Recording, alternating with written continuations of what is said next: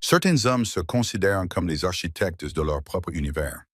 Emery Whitlock était l'un d'entre eux. Assis dans le restaurant le plus chic de New York avec une femme 2 fois plus jeune que lui et une montre PC Philippe à son poignet qui coûtait plus cher qu'une maison, il se sentait invincible.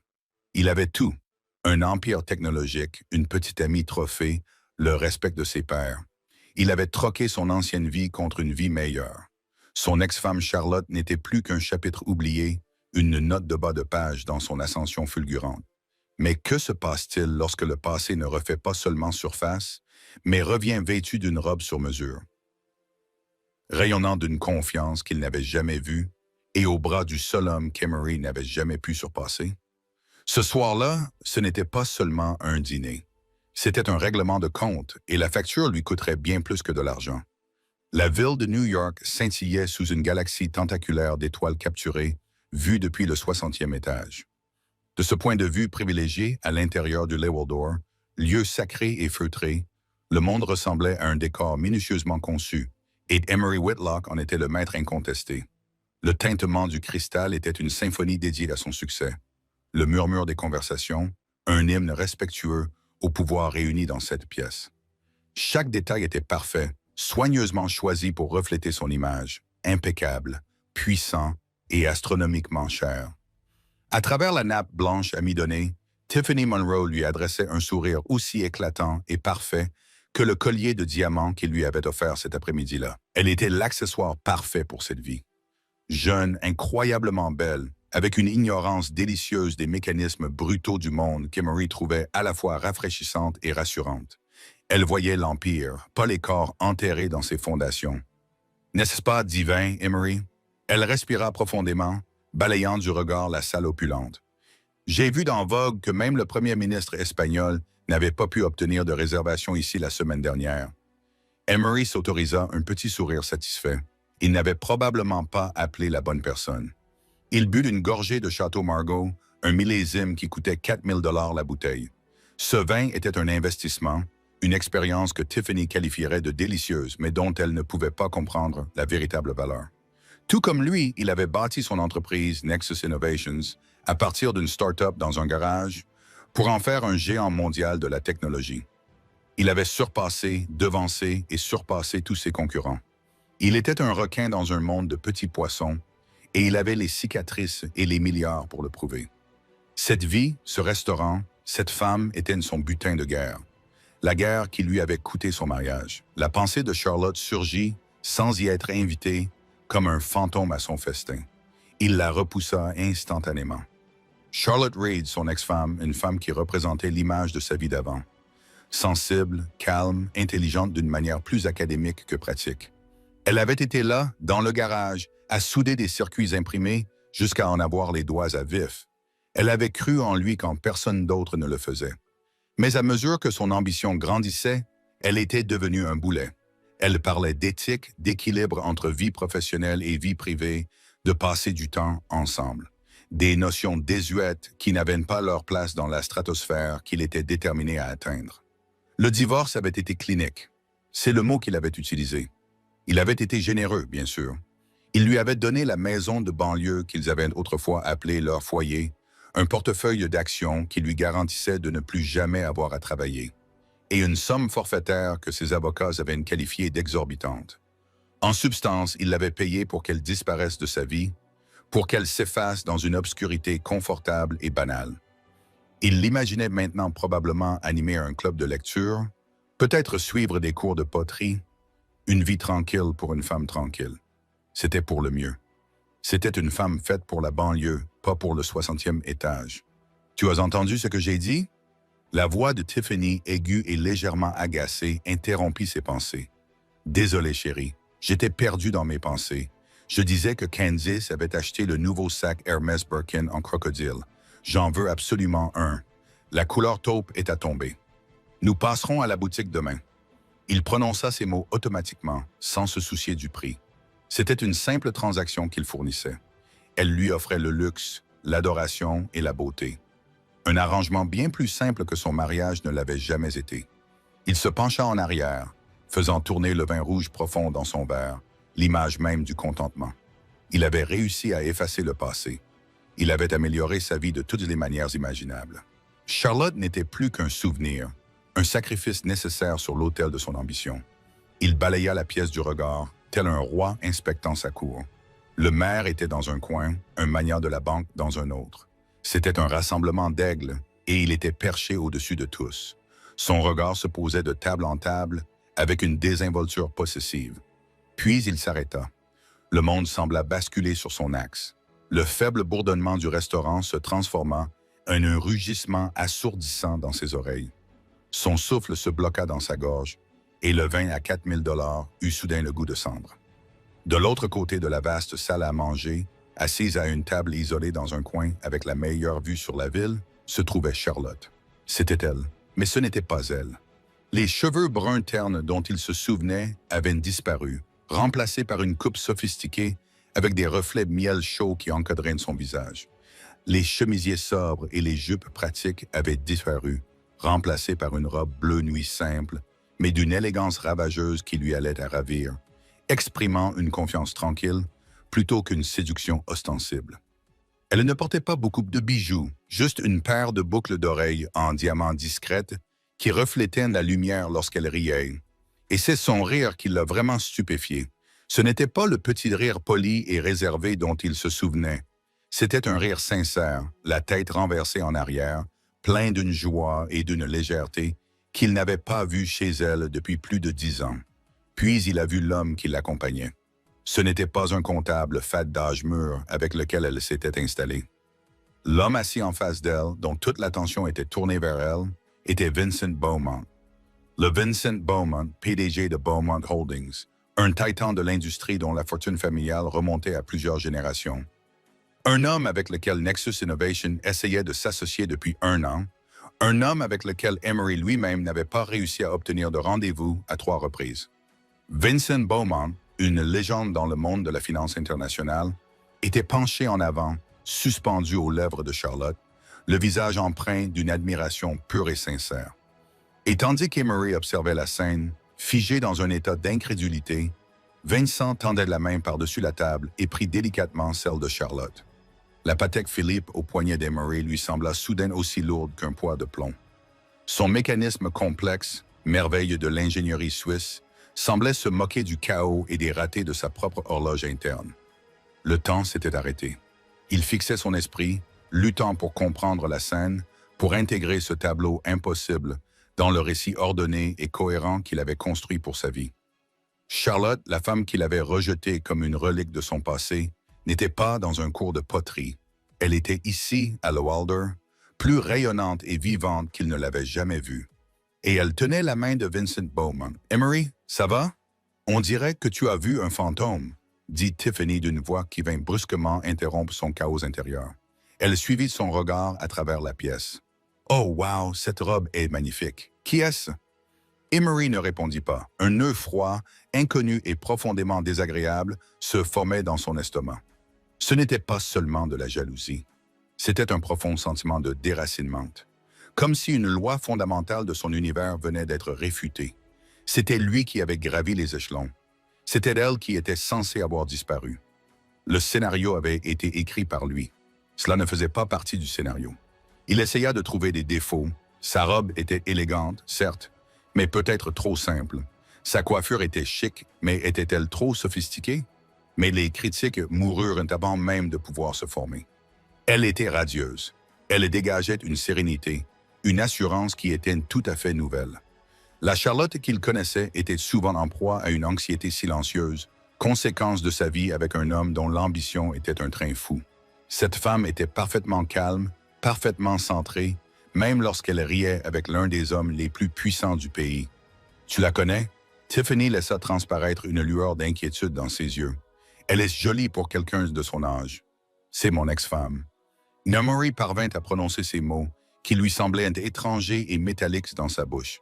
Les sourcils parfaitement sculptés de Tiffany se haussèrent. « C'est Charlotte, celle dont tu m'as parlé, celle qui vit dans le New Jersey.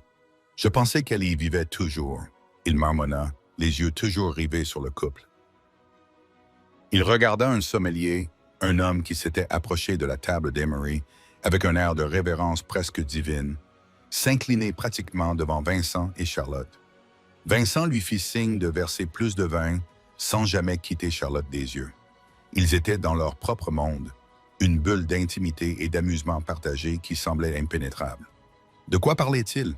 Qu'est-ce que Charlotte, si calme et studieuse, pouvait bien avoir à dire pour captiver autant un homme comme Vincent Beaumont? L'esprit d'Emery passa en revue une série de possibilités condescendantes. Lui parlait-elle de son jardin, de ses romans préférés? Était-il simplement en train de somnoler, se livrant à un nouvel intérêt romantique inhabituellement simple? Ce n'était pas l'expression sur le visage de Beaumont. Ce n'était pas de la complaisance. C'était du respect.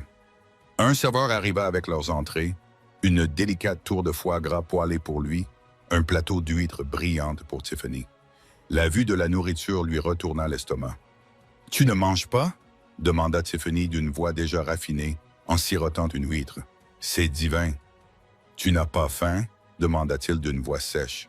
Il prit son téléphone, le pouce suspendu au-dessus de ses contacts. Il pouvait appeler son détective privé. Il pouvait obtenir un dossier complet sur la vie de Charlotte en moins d'une heure, où elle vivait, qui elle voyait, ce qu'elle faisait. Mais quelque chose l'en empêcha. Cela semblait désespéré. Et Emery Whitlock n'était jamais désespéré.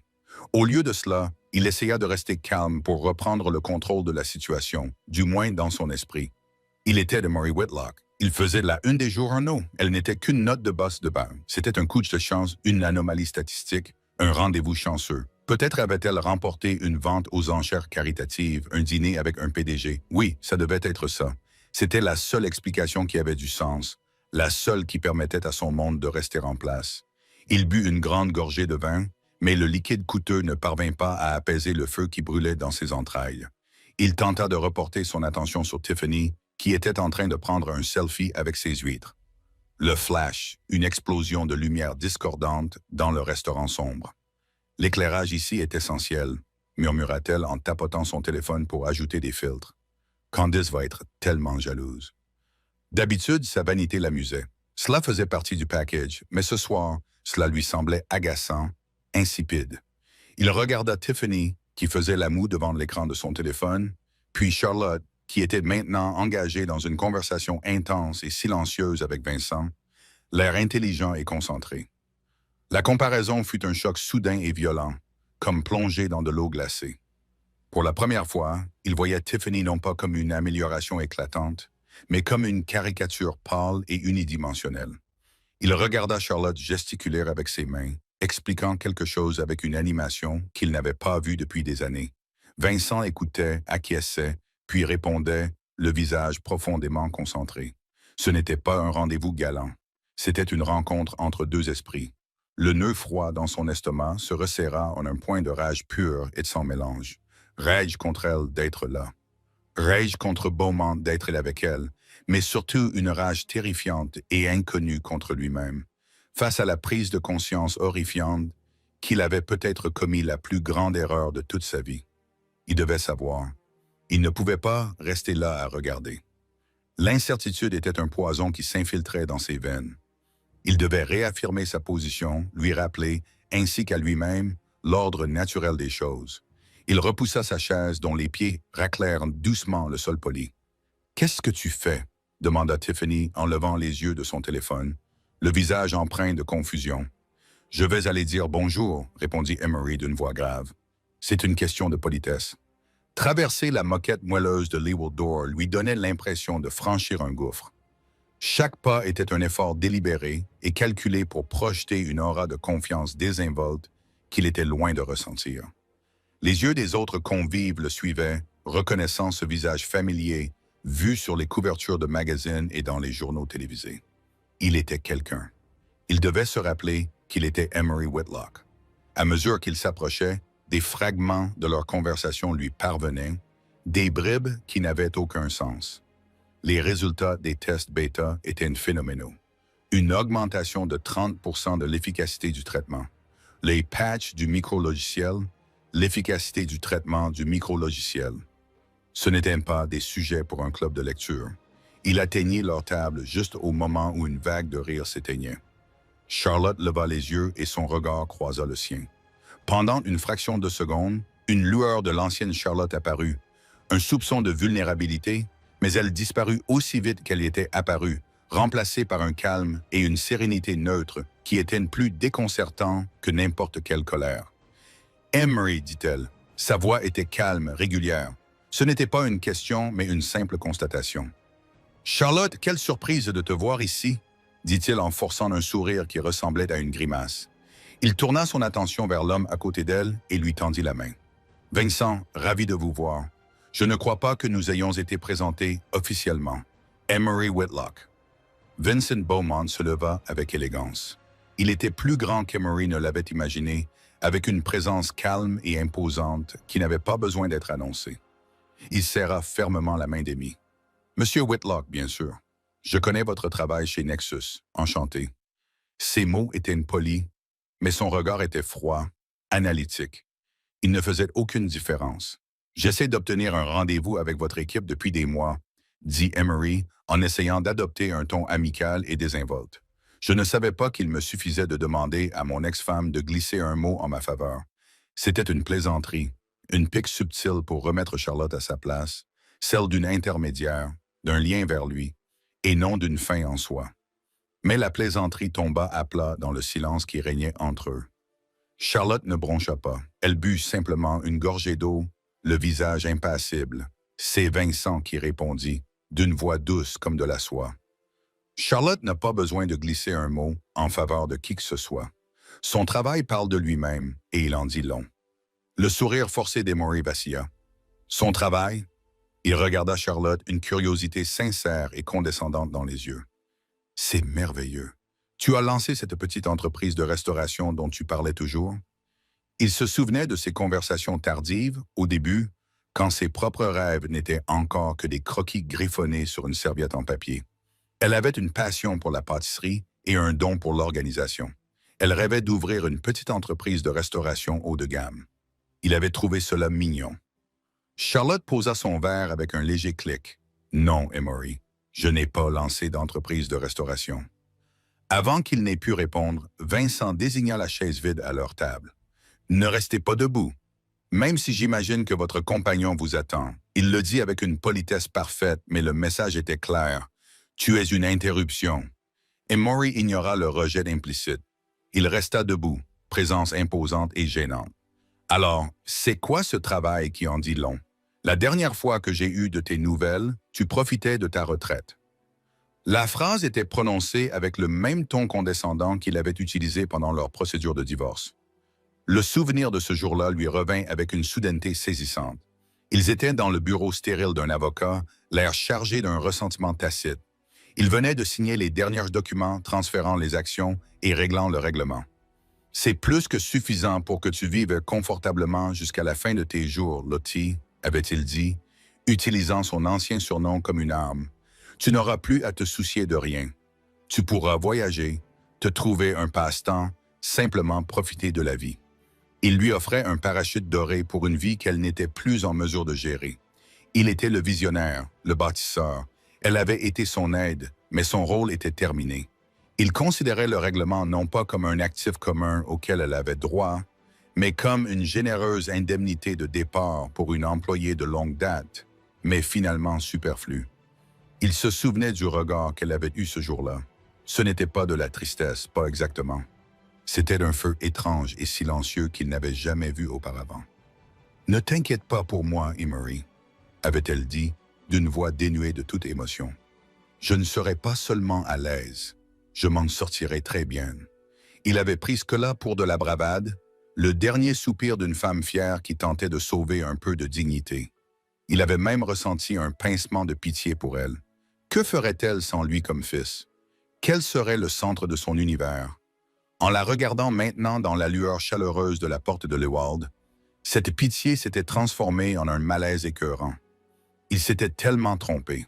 « La retraite ne me convenait pas, » avait dit Charlotte simplement, le regard direct et sans ciller. « J'ai décidé de revenir dans le jeu, le jeu. » Emery avait éclaté d'un rire bref et sec, incrédule. « Charlotte, le jeu a changé depuis l'époque où tu soudais des cartes mères dans notre garage. » « C'est une autre paire de manches. »« Oui, » intervint Vincent Beaumont, coupant court à la condescendance d'Emery comme un scalpel. « C'est une autre paire de manches. C'est pourquoi cela nécessite un autre type de joueur, quelqu'un qui a une vision, quelqu'un qui peut voir les failles dans l'architecture actuelle que les joueurs établis sont trop arrogants pour remarquer. Chaque mot était une fléchette parfaitement ciblée et tous atteignaient leur but. Emery sentit une vague de chaleur lui monter au cou. Il était l'un de ces acteurs établis. Beaumont parlait-il de lui? Je ne suis pas sûr de suivre, dit Emery d'une voix tendue. Charlotte regarda Vincent et un échange silencieux s'établit entre eux. Il fit un léger signe de tête, presque imperceptible. C'était un geste de déférence. Vincent Beaumont lui cédait la priorité. Elle reporta son regard sur Emery et son masque serein tomba, révélant l'acier qui se cachait dessous. « Tu sais l'accord dont tu étais si fier, Emery? Celui qui, selon toi, m'assurerait une vie tranquille dans l'anonymat? » Elle commença à parler à voix basse, mais avec une incroyable intensité. « Je n'ai pas acheté de villa en Toscane. Je ne me suis pas mise à la poterie. » Elle se pencha légèrement en avant, et pour la première fois de la soirée, Emery ressentit un véritable frisson de peur. « Je m'en suis servi comme capital de départ. J'ai fondé une entreprise. Elle s'appelle Ethelred Logic. Ce nom ne lui disait rien. C'était juste un mot étrange qui semblait archaïque. Ethelred Logic. Qu'est-ce que c'est? Une sorte de cabinet de conseil. Un lent sourire se dessina sur le visage de Charlotte, et ce fut la chose la plus terrifiante qu'Emery ait jamais vue. Pas exactement, dit-elle. Nous concevons et fabriquons des cœurs de traitement IA de nouvelle génération. Nous avons développé une nouvelle architecture propriétaire. Elle est plus rapide, plus efficace et plus sûre que tout ce qui existe actuellement sur le marché. Elle fit une pause, laissant les mots flotter dans l'air, y compris ceux sur lesquels votre entreprise Nexus Innovation a bâti tout son empire au cours des 5 dernières années. Le monde bascula à nouveau, plus violemment cette fois. Emery ressentit un vertige si intense qu'il agrippa instinctivement le dossier de la chaise vide pour se stabiliser. Le bruit ambiant du restaurant, le quatuor à cordes jouant doucement en arrière-plan, les rires lointains, tout se transforma en un bourdonnement dissonant et dénué de sens. Traitement IA, architecture propriétaire, plus rapide que tout ce qui existe sur le marché. Ces phrases s'abattirent sur sa conscience comme des boulettes de démolition. Ce n'était pas un hobby, ce n'était pas une petite entreprise, c'était une menace existentielle directe. La domination du marché par Nexus Innovation reposait entièrement sur la vitesse et l'efficacité de ses puces de traitement. Elles étaient la norme dans l'industrie. Elles étaient sa vache à lait, son joyau. Ce n'est pas possible. Il balbutia ces mots d'une voix creuse. Ce domaine nécessite des centaines de millions dans la R&D, des usines de fabrication, une équipe d'ingénieurs de classe mondiale. On ne peut pas créer une entreprise comme ça avec un règlement de divorce. Il suppliait, il ne se contentait pas d'argumenter, il suppliait la réalité de se réaffirmer, de se conformer aux règles qu'il comprenait. Le sourire de Charlotte restait calme et inébranlable. « Vous avez raison, concéda-t-elle. Vous ne pouvez pas le faire avec seulement un règlement, mais vous pouvez le faire si ce règlement vous ouvre des portes. S'il vous permet de construire un prototype fonctionnel qui est indéniablement révolutionnaire, il attirera l'attention qu'il faut. » Elle jeta un coup d'œil à Vincent Beaumont, qui observait Emery avec un intérêt impartial, presque clinique, comme un biologiste observant un spécimen au microscope. La société de Vincent, Beaumont Holdings, avait mené notre série de financement. Elle expliqua son ton comme une évidence, comme si elle discutait de la météo. Ils n'étaient pas les seuls intéressés. Nous avons été sursouscrits. Sursouscrits. Ce mot fut d'un coup de poing dans le ventre. Cela signifiait une frénésie. Cela signifiait que les investisseurs les plus avisés au monde avaient vu son prototype et étaient prêts à tout pour obtenir une part du gâteau. Pendant qu'il achetait des colliers en diamant chez Tiffany et affichait son succès, Charlotte avait discrètement construit une arme visant le cœur de son empire. « Mais vous avez une formation en génie électrique datant d'il y a 20 ans. » Il protesta mentalement, cherchant désespérément un point d'ancrage. « Tu ne connais pas l'architecture de l'IA. Tu ne connais pas la logistique de fabrication. Tu oublies Emery, dit-elle, sa voix teintée d'une légère tristesse ironique. J'étais là quand tu as construit Nexus. J'ai lu tous les articles, tous les manuels que tu ramenais à la maison. C'est moi qui ai débogué ton code initial quand tu étais prêt à abandonner. C'est moi qui ai imaginé l'algorithme de base de votre première puce réussie pendant que vous étiez en train de réseauter. Un souvenir longtemps enfoui et volontairement oublié refit surface dans son esprit. Une nuit, il y a des années, des tasses de café jonchaient le bureau de leur petit appartement.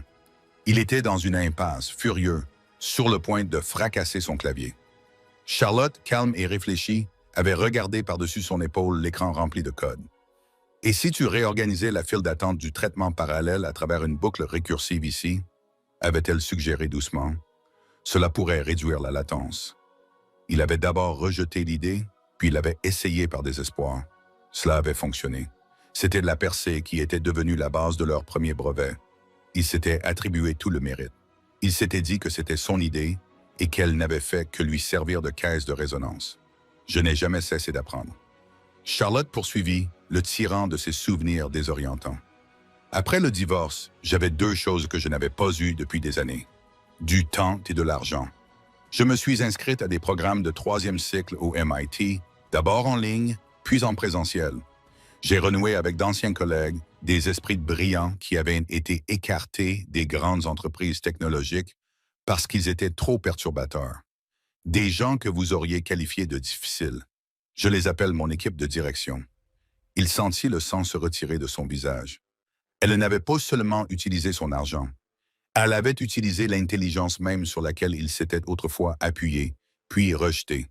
Elle avait transformé en arme cette partie d'elle-même qu'il avait jugée sans importance. Il regarda tour à tour Charlotte et Vincent Beaumont, et soudain, toute leur dynamique s'éclaira avec une horriblement évidente. Ce n'était pas un rendez-vous. Ce n'était pas un PDG qui encadrait une fondatrice de start-up courageuse. La façon dont Vincent la regardait, c'était le regard d'un faiseur de roi qui avait trouvé sa reine. Il n'était pas seulement un investisseur, il était un véritable croyant. Emory essaya de reprendre pied pour retrouver son arrogance habituelle. « C'est un marché difficile, Charlotte. Beaucoup ont essayé de nous défier, ils ont tous échoué. Ils ont essayé de vous concurrencer, dit Vincent Beaumont, prenant la parole pour la première fois depuis plusieurs minutes. Sa voix était calme, mais elle avait le poids d'une autorité absolue. Ils ont essayé de construire une meilleure version de ce que vous faites déjà. ETH-Logic n'est pas en concurrence avec Nexus, M. Whitlock. Son objectif est de le rendre obsolète. Obsolète, le mot resta suspendu dans l'air. Une condamnation à mort.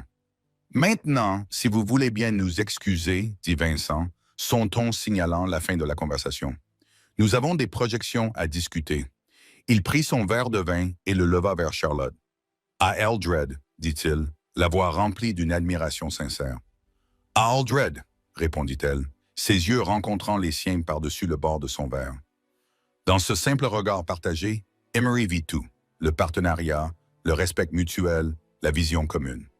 C'était une connexion bien plus profonde et puissante que tout ce qu'il avait jamais connu avec elle ou avec quiconque. Ils étaient partenaires égaux. Il était rejeté, insignifiant à leur table. Il se retourna et s'éloigna, non pas avec l'allure confiante d'un roi, mais avec la démarche traînante d'un homme qui venait de voir son propre fantôme. Il tituba jusqu'à sa table, les jambes faibles et chancelantes. Tiffany le regardait, son joli visage exprimant un mélange d'impatience et d'inquiétude. « Qu'est-ce qui s'est passé? Tu es resté là-bas une éternité. Mes huîtres sont en train de refroidir. » Emory s'enfonça dans sa chaise. Il regarda Tiffany, son visage parfaitement maquillé, sa robe de créateur, son expression insipide, et il ne ressentit rien. Il regarda l'assiette à moitié vide de foie gras, symbole d'une richesse qui lui semblait soudain fragile et dénuée de sens. Il avait pensé avoir quitté Charlotte avec un généreux accord. Il avait pensé acheter son silence. Il réalisait maintenant ce qu'il avait réellement fait. Il ne lui avait pas donné un parachute doré. Il lui avait donné les moyens financiers dont elle avait besoin pour le détruire. Le reste du dîner fut flou. Emory remua la nourriture dans son assiette, les saveurs riches du canard se transformant en carton dans sa bouche. Le bavardage de Tiffany sur ses amis, ses achats, son projet de voyage à Saint-Barthélemy n'était qu'un bourdonnement insignifiant, comme celui d'une mouche dans un salon funéraire. Son esprit était en proie à la panique et à l'incrédulité, repassant en boucle la conversation à la table de Charlotte, dans le but de la rendre obsolète. Il avait construit son identité sur les fondations de Nexus Innovation. Il n'était pas seulement un homme riche, il était un visionnaire, un génie, l'homme qui avait révolutionné le traitement des données. Devenir obsolète n'était pas seulement une menace financière, c'était une menace existentielle. S'il n'était pas Emery Whitlock, PDG de Nexus, qui était-il? Dès qu'ils furent à l'arrière de sa Maybach avec chauffeur, le silence de la voiture amplifiant le bruit frénétique dans sa tête, il sortit son téléphone. Ses doigts, d'habitude si agiles sur l'écran tactile, lui semblaient maladroits et épais. « Qu'est-ce que tu fais ?» demanda Tiffany d'un ton accusateur. « Tu ne m'as pas adressé la parole de toute la soirée. Tu m'as complètement embarrassé en te précipitant là-bas. »« Je suis occupé, » rétorqua-t-il sans lever les yeux de son écran. Il tapa Ethel Red Logic dans la barre de recherche. Les résultats étaient rares, ce qui était en soi terrifiant. Il ne s'agissait pas d'une start-up grand public tape à l'œil très présente sur les réseaux sociaux. C'était une opération secrète. Il y avait un site web minimaliste. La page d'accueil était austère, ne comportant que le nom de l'entreprise et un slogan énigmatique. « Repenser l'architecture ». Il navigua jusqu'à la page « À propos de nous ». Sous la rubrique « Fondatrice et directrice technique », il y avait une photo professionnelle de Charlotte. C'était la même femme que celle du restaurant, confiante, poussée, avec une lueur d'intelligence dans les yeux que l'appareil photo avait parfaitement capturée. Sa biographie était concise et d'une efficacité redoutable. Elle mentionnait ses premiers travaux dans le domaine du microprocesseur, ses diplômes supérieurs du MIT en intelligence artificielle et en informatique quantique, et énumérait une douzaine de brevets déposés au cours des 18 derniers mois. Des brevets dont il n'avait jamais entendu parler. Des brevets déposés sous son nom de jeune fille, Charlotte Reed. Il cliqua sur l'onglet « Conseil d'administration ». Le premier nom sur la liste était celui de Vincent Beaumont, président. Les autres noms étaient ceux de personnalités éminentes du monde de la technologie et de légendes du capital risque. Des personnes qu'il admirait, des personnes qu'il avait tenté en vain de recruter pour son propre conseil d'administration. Ils avaient tous misé sur Charlotte. Son cœur battait à tout rompre dans sa poitrine. Il sentit une sueur froide perler sur son front. Il continua à creuser, utilisant son accès privé aux terminaux d'information financière. Il trouva les documents relatifs à sa série A de financement. Les chiffres le rendirent physiquement malade. Beaumont Holdings n'avait pas seulement mené le tour de table. Ils avaient investi une somme astronomique. Le financement total levé par Ethel Red Logic s'élevait à près d'un demi-milliard de dollars. Son généreux règlement, l'argent qu'il avait utilisé pour se débarrasser d'elle, n'était qu'une erreur d'arrondi dans son nouveau budget. Ce n'était rien de plus que la clé qui avait démarré un moteur de Formule 1. « Qu'est-ce que c'est ?» demanda Tiffany en se penchant pour regarder son téléphone. Elle vit la photo de Charlotte. « Tu es sérieusement en train de chercher ton ex-femme devant moi? Qu'est-ce qui ne va pas chez toi? »« Tu ne comprends pas ?» marmonna-t-il. « Ce n'est pas ce que tu penses. Oh, je crois que je comprends parfaitement, » rétorqua-t-elle en se levant. « Tu es toujours obsédé par elle, je le savais. La façon dont tu la regardais ce soir. Tu m'achètes un collier à 20 000 $ et pourquoi? Pour rester assis là et baver devant la femme que tu es censé avoir oubliée depuis des années. » Ces paroles lui parvinrent à peine. Il parcourait un article très technique dans une revue spécialisée qui venait d'apparaître dans ses résultats de recherche.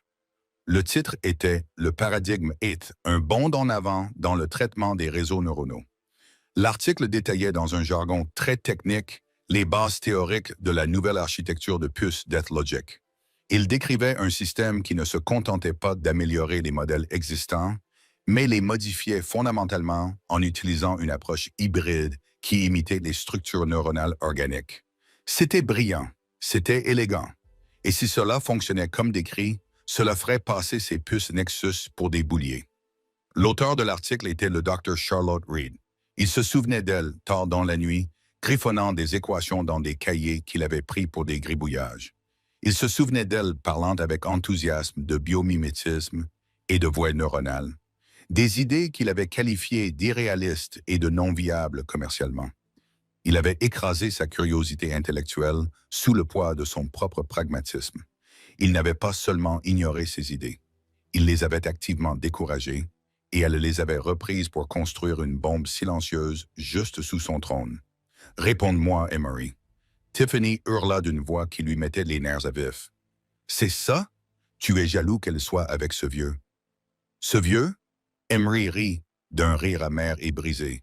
Ce vieux, c'est Vincent Beaumont. Il pourrait m'acheter et me revendre 10 fois sans même remarquer les frais de transaction. Et il n'est pas seulement avec elle, il la soutient. Elle est ma concurrente. Tiffany le fixa, sa colère momentanément remplacée par la confusion. Elle est ta concurrente. Elle vend des casseroles. C'est une entreprise de restauration, non? L'ignorance, le fossé béant entre le monde de Tiffany et la réalité qui s'écroulait actuellement sur lui devint soudain insupportable. Le fondement de leur relation, son pouvoir, sa richesse, sa beauté, son adoration, avait été une transaction simple et claire. Mais maintenant, son pouvoir lui semblait illusoire. Sa richesse était menacée, et son adoration, fondée sur ce pouvoir, lui semblait sans valeur. « Sortez », dit-il d'une voix dangereusement calme. « Quoi? Sortez de la voiture? Tu es fou? Nous sommes sur la FDR Drive. Tu ne peux pas me jeter dehors ici, Frank. » Il aboya sur le chauffeur à travers l'interphone. « Gare-toi immédiatement. » Le chauffeur, un homme stoïque qui travaillait pour Emery depuis des années et ne l'avait jamais entendu élever la voix, jeta un coup d'œil dans le rétroviseur, les yeux écarquillés. Il manœuvra habilement l'imposante voiture vers le bas-côté. « Amy, tu ne peux pas être sérieuse », s'écria Tiffany, une note de véritable peur dans la voix. Il se tourna alors vers elle et elle tressaillit en voyant son regard. Le milliardaire charmant et puissant avait disparu. À sa place se trouvait un animal désespéré, acculé. « Ce soir, je fêtais mon succès, et tout ce dont tu as pu parler, c'est d'un sac à main. Pendant ce temps, mon monde entier venait de s'écrouler, et tu t'inquiètes que tes huîtres se réchauffent. Tu es une distraction que je ne peux plus me permettre. Sors d'ici. » Des larmes lui montèrent aux yeux, maculant son mascara parfait. « Mais toutes mes affaires sont dans ton appartement. Je te les ferai envoyer, dit-il froidement. Maintenant, sors. » Il appuya sur un bouton et la porte à côté d'elle se déverrouilla avec un léger clic. Pendant un instant, elle le fixa, la bouche ouverte. Puis, dans un sanglot de rage et d'humiliation, elle se précipita hors de la voiture et se retrouva debout sur le bas-côté crasseux de l'autoroute, vêtue de sa robe de créateur et de ses talons hauts, tandis que les voitures filaient à toute allure. Emery ne se retourna pas. « Démarrez », ordonna-t-il au chauffeur. Alors que la Maybach se fondait à nouveau dans la circulation, laissant Tiffany, une silhouette qui rapetissait rapidement dans le rétroviseur, Emery ne ressentait aucune satisfaction. Il n'avait pas retrouvé le sentiment de contrôle. Il s'était débarrassé d'une distraction, mais la menace demeurait. Il baissa les yeux vers le téléphone dans sa main, sur le visage souriant et confiant de son ex-femme. Il n'avait pas seulement perdu une petite amie, il avait perdu le fil. Le récit de sa vie, si soigneusement élaboré, avait été détourné. Il n'était plus le héros de sa propre histoire. Il était sur le point de devenir le méchant dans celle de Tiffany. Les jours qui suivirent le dîner chez les Waldorf furent une lente démolition. Emery vivait dans un état de paranoïa hyper-vigilant. Il arpentait les couloirs de sa propre entreprise, la tour de verre et d'acier étincelante de Nexus Innovations. Mais il n'avait plus l'impression d'être dans son royaume. Il avait plutôt l'impression d'être dans un musée, devant un monument dédié à une dynastie bientôt éteinte. Il convoqua une réunion d'urgence avec ses meilleurs ingénieurs, ces soi-disant génies qu'il payait des millions par an. Il jeta la revue technique contenant l'article de Charlotte sur la table vernie de la salle de réunion. « Ethel lit la logique, dit-il d'une voix tendue. « Que savons-nous? » Des regards vides, quelques chercheurs seniors se tortillèrent, mal à l'aise. Finalement, un jeune ingénieur ambitieux nommé Ben prit la parole. « Nous avons entendu des rumeurs, monsieur. Des rumeurs concernant une nouvelle architecture développée par une start-up discrète. Nous l'avons signalée au service R&D il y a quelques mois. Mais quoi? » demanda Emery d'une voix dangereusement basse. Mais les données théoriques initiales semblaient fantaisistes. Un autre ingénieur senior, un homme nommé Peterson, qu'Emery avait débauché chez un concurrent, intervint. Elles défiennent les modèles conventionnels. Nous les avons rejetés comme étant purement théoriques, non viables commercialement. Emery sentit une vague de rage bouillonnante l'envahir. Non viables commercialement. Exactement les mêmes mots qu'il avait utilisés pour rejeter les idées de Charlotte il y a toutes ces années. Sa propre myopie, sa propre arrogance avaient été institutionnalisées. Elles étaient devenues la politique de l'entreprise. Vous l'avez rejeté, rugit Emery en frappant du poing sur la table, faisant sauter les verres d'eau. Vous êtes payés pour être des visionnaires, pour anticiper l'avenir, et au lieu de cela, vous êtes restés assis ici à grossir et à vous complaire dans votre confort, tandis que mon ex-femme, construisait l'arme qui va tous nous massacrer. La pièce fut plongée dans un silence stupéfait et terrifié. La mention de son ex-femme était une violation choquante de la barrière professionnelle qu'Emery avait toujours maintenue. Il passa la semaine suivante dans une course effrénée et désespérée. Il chargea son département de R&D d'un seul objectif, reproduire le travail de Charlotte. Il a investi des dizaines de millions de dollars dans cet effort, retirant des ingénieurs d'autres projets et leur demandant de travailler 24 heures sur 24. Les résultats furent désastreux. Les premiers rapports qui lui furent remis étaient remplis de confusion. L'architecture Ather n'était pas une itération, c'était une révolution. Elle exigeait une façon de penser complètement différente. Ces ingénieurs, aussi brillants fussent-ils, étaient comme des musiciens classiques à qui l'on demandait de jouer du jazz libre. Ils n'avaient pas l'instinct nécessaire pour cela. Ils ne pouvaient pas reproduire l'âme de la machine parce qu'ils ne comprenaient pas la philosophie qui la sous-tendait. Pire encore, il découvrit que 2 de ces jeunes spécialistes en IA, les plus prometteurs, avaient démissionné 3 mois auparavant. Une vérification rapide et frénétique révéla qu'ils avaient tous 2 été embauchés par une nouvelle société de logique à Boston. Elor ne se contentait pas de le surpasser. Elle lui volait ses meilleurs talents sous son nez. Elle savait exactement qui cibler, car elle l'avait probablement entendu louer leur travail à table il y a des années. Elle utilisait sa propre vie contre lui. Sa vie personnelle était en ruine. La nouvelle de son abandon de Tiffany sur l'autoroute avait bien sûr été divulguée aux tabloïds. Il était dépeint comme un monstre sans cœur, un récit que ses rivaux amplifiaient avec joie. Son image publique soigneusement entretenue se fissurait. Il s'en moquait. Tiffany était un fantôme, un symptôme de la maladie de son orgueil démesuré. Le vrai problème, c'était Charlotte. Il commençait à la voir partout, pas littéralement, mais dans l'architecture de sa propre vie.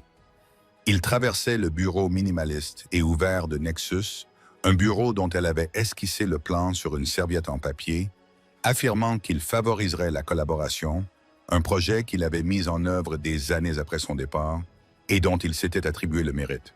Il utilisait un logiciel dont l'interface utilisateur était basée sur les principes de conception intuitive qu'elle avait défendus.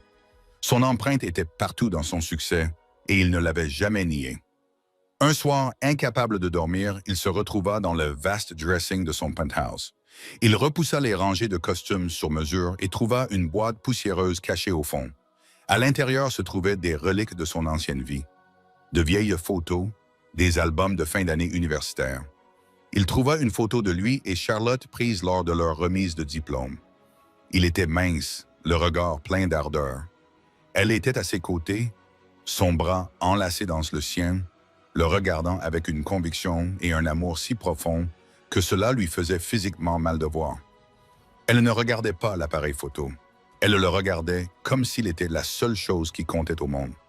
Il se souvenait de ce jour-là. Il venait de remporter un prestigieux prix d'ingénierie. « On a réussi, Lottie », lui avait-il dit. Nous. Quand était-il devenu nous? Quand avait-il commencé à croire au mythe de l'homme qui s'était fait tout seul, effaçant ses contributions de l'histoire, jusqu'à en oublier leur existence même? La réponse était claire. Cela s'était produit lentement, puis d'un seul coup. À chaque succès, il s'était attribué une part plus importante du mérite. À chaque nouvelle levée de fonds, il la considérait moins comme une partenaire que comme un accessoire. Il n'avait pas seulement divorcé d'une femme, il avait essayé d'effacer une cofondatrice. Une semaine plus tard, la véritable bombe a éclaté. Aether Logic a annoncé son premier produit officiel, le processeur Eth1, disponible pour une intégration au niveau de l'entreprise. Ils ont également annoncé leur partenaire de lancement phare, Beaumont Automotive, la société de voitures électriques de luxe de Vincent Beaumont. Le communiqué de presse indiquait que la puce Eth1 alimenterait l'ensemble de leur suite de conduite autonome, ce qui en ferait le système le plus avancé et le plus réactif au monde. Nexus courtisait agressivement Beaumont Automotive depuis 2 ans, désespéré d'intégrer ses puces dans ce système. Cela aurait été son entrée forte dans le secteur automobile. Il s'était heurté à un mur à chaque fois. Maintenant, il savait pourquoi. Vincent n'attendait pas simplement une meilleure puce. Il attendait la puce de Charlotte. La réaction du marché fut instantanée et brutale.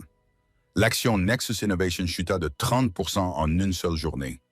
Des milliards de dollars de sa fortune, son identité, son palmarès s'étaient évaporés. Son téléphone n'arrêtait pas de sonner. Les membres de son conseil d'administration exigeaient des réponses. Ses investisseurs paniquaient. Ce soir-là, il s'assit seul dans son immense penthouse vide, les lumières scintillantes de la ville à l'extérieur semblant se moquer de lui. Il se servit un verre de whisky, le liquide ambré captant la lumière. Il n'était plus le roi surveillant son domaine depuis le 60e étage. Il était un homme dans une tour de verre, regardant un raz de marée approcher, sachant que les fondations étaient construites sur du sable. Il avait pensé que la pire chose qui pouvait arriver était de perdre des parts de marché. Il avait tort.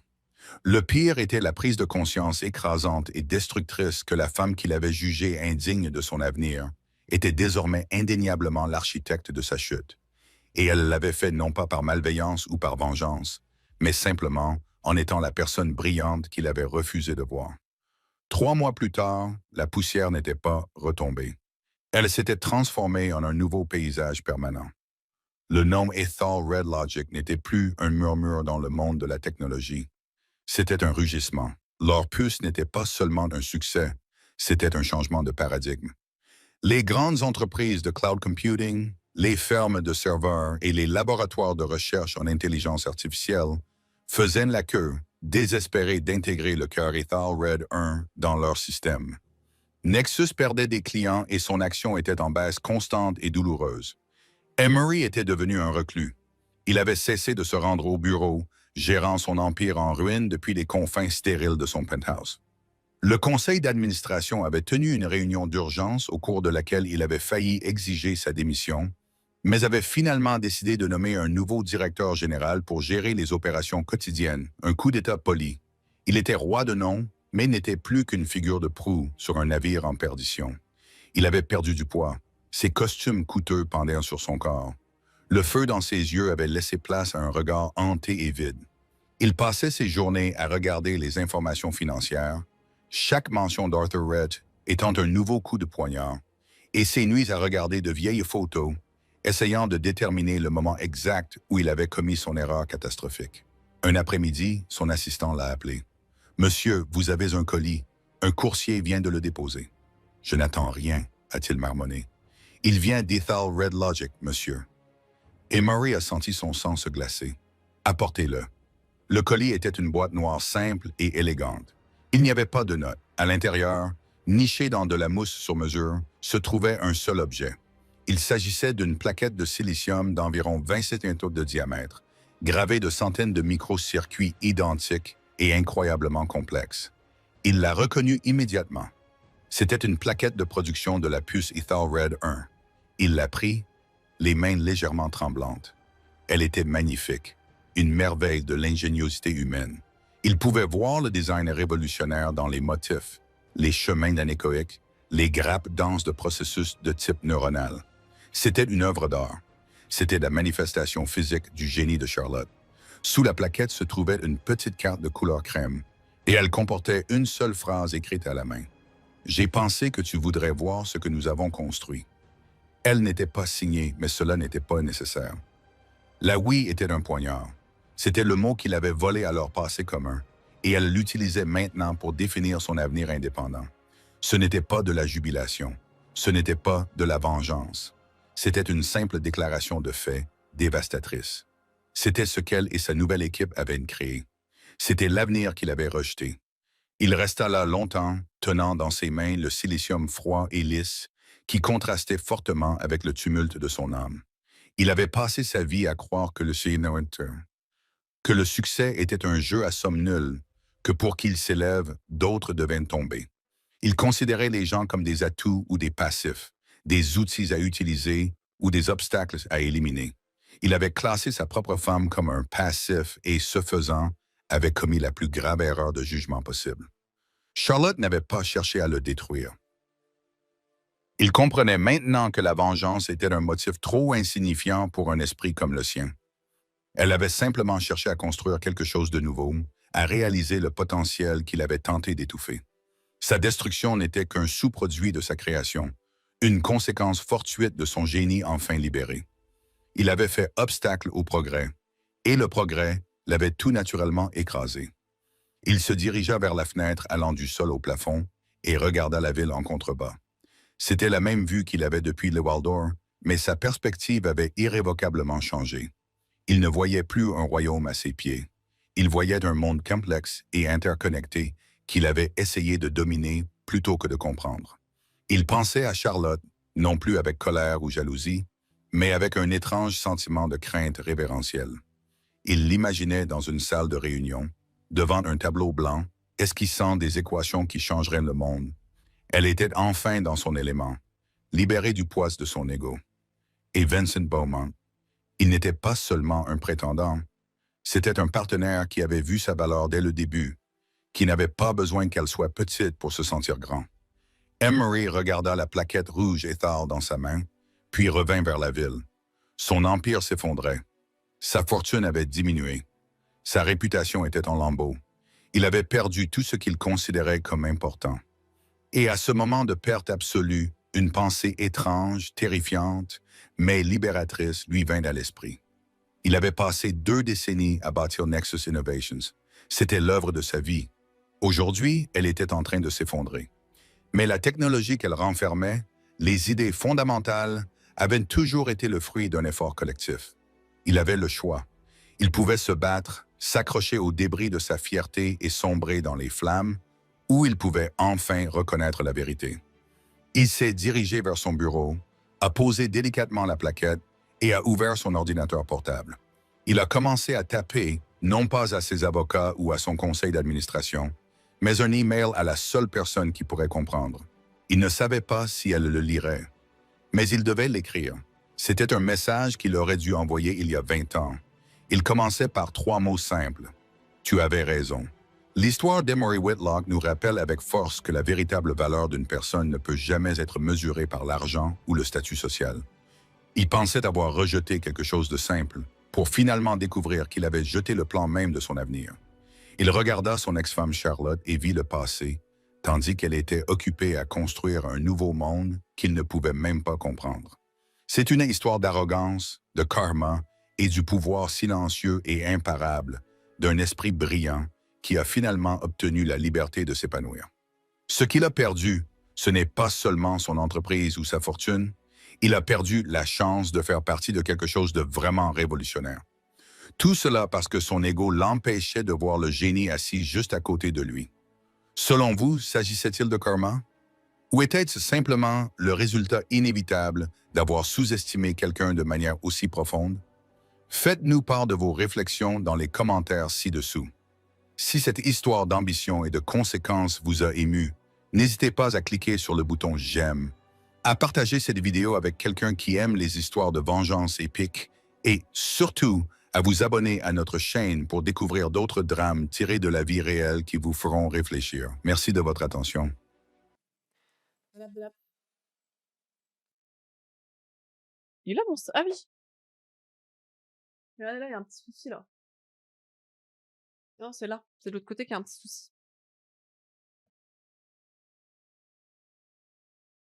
Ah voilà, c'est mieux. En live Twitch, je mets un petit story Instagram, tac, c'est un petit live, hein, vraiment je fais 1 ou 2 games, je fais un deathmatch, je me laisse un deathmatch pour m'échauffer à fond. Je fais 1 ou 2 games et en fait je suis fatiguée parce que j'ai fait trop de trucs aujourd'hui. Je suis désolée là-dessus. Demain je reçois ma chaise, mais du coup, pour la chaise, j'explique. Les 0 cheaters, ah tu serais étonné, hein. Ah, tu serais étonné, hein, vraiment, si tu l'occasion de report, report. Moi, dès que je me prends une one tap un peu bizarre, je report toute la team, hein, je m'en fous, hein. Ça coûte rien de report en vrai, hein. Ça coûte rien de report.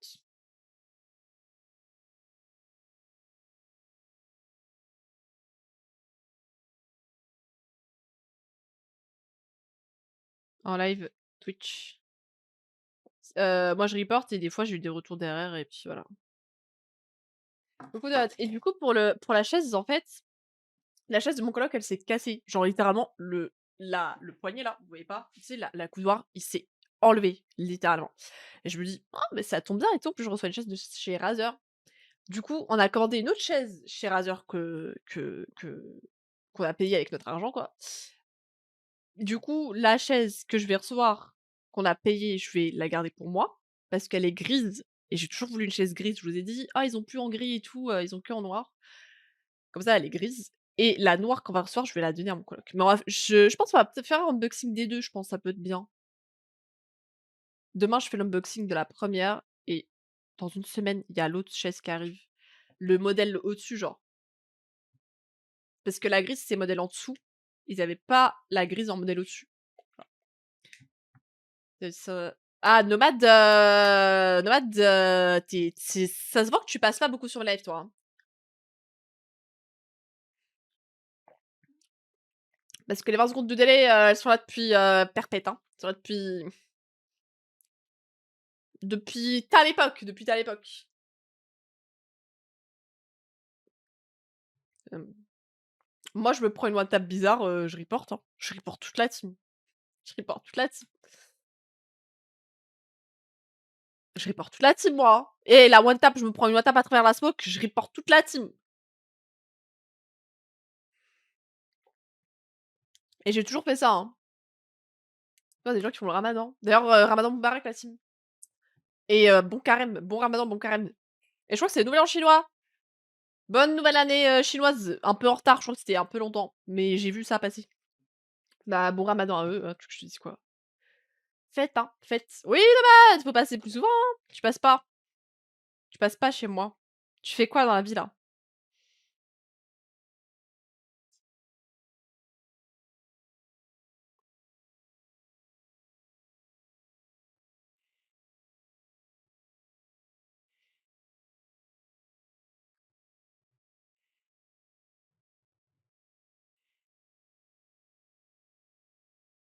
Bref, une balle en retour. Ah, mais non. Tu te fais pas mal parce que tu reportes, des gens, hein. Surtout que maintenant, tu peux mettre que 3 raisons du ban. Tu peux plus, genre choisir tous les trucs. Mais du coup, je trouve que ça sert un peu à rien. Genre enfin si, parce que je me dis même si tu veux mettre que 3 raisons et bah, tu peux faire plusieurs, ban enfin plusieurs reports du coup. Bah, bref. Non, non, il bat pas en retour, il bat pas en retour. Bien sûr que non, c'est un peu bête. Ils auraient plus de joueurs, hein. Le nombre de gens qui reportent direct, tu serais étonné, hein. Ils auraient plus personne, hein, s'ils battaient en retour. Non, non, non. Tu fais quoi Nomade dans la vie? Tellement de choses. Ah ouais. Ouais, ouais. Bah, je te souhaite du courage, je te souhaite du courage. Ça va aller mon petit Nomade. C'est vrai que je te voyais plus beaucoup, hein, je te voyais plus beaucoup, mais ravie Матч de найден. ravie de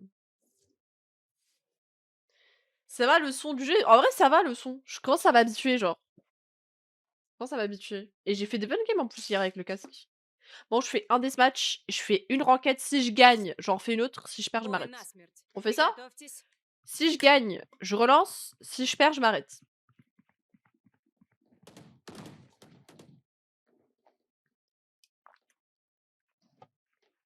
On fait ça la chichim.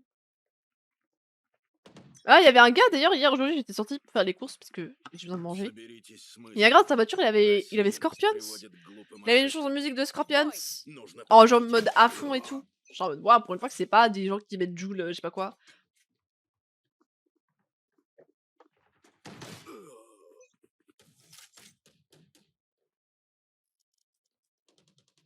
Je gère ma dépression avec Valo. Ah, j'adore. Ouais, bah après, moi et moi, ça fait plus, hein. Tu mets 2 trucs dépressifs ensemble, ça te rend positif, tu vois ce que je veux dire?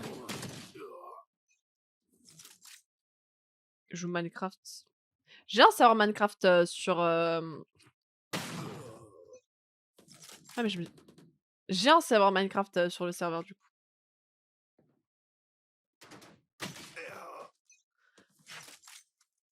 J'ai un serveur, Minecraft, mais j'y joue pas. Je joue pas. Parce que moi, d'habitude, même quand je perds, et bah, je continue de jouer à Valorant jusqu'à ce que j'ai plus la force. Moi, Valo, même si je perds, j'y joue, hein. Ah, alors, il y a une lose, d'habitude, ça m'arrête pas. Mais là, je suis très fatiguée. Mais lose, d'habitude, ça m'arrête pas du tout, hein.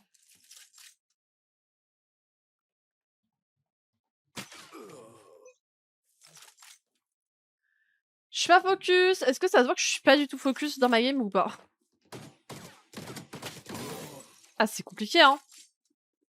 Bon, attendez, je me focus parce que je fais qu'un dispatch et après je vais directement en 4 parce que j'ai grave la flemme.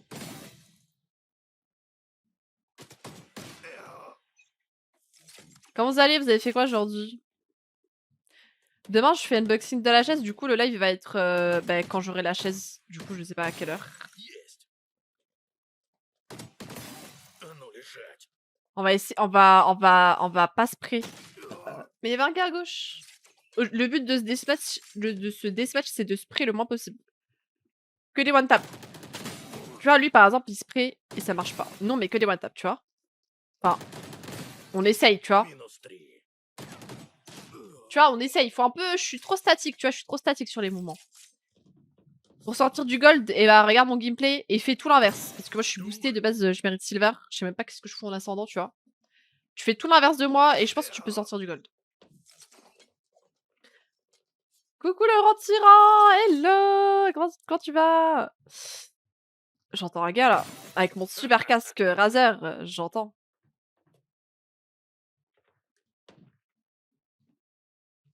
Mais c'est bien. Ouais, c'est sûr il va regarder derrière moi. Mais il me repique plus, tiens. Voilà. Il est où le heal?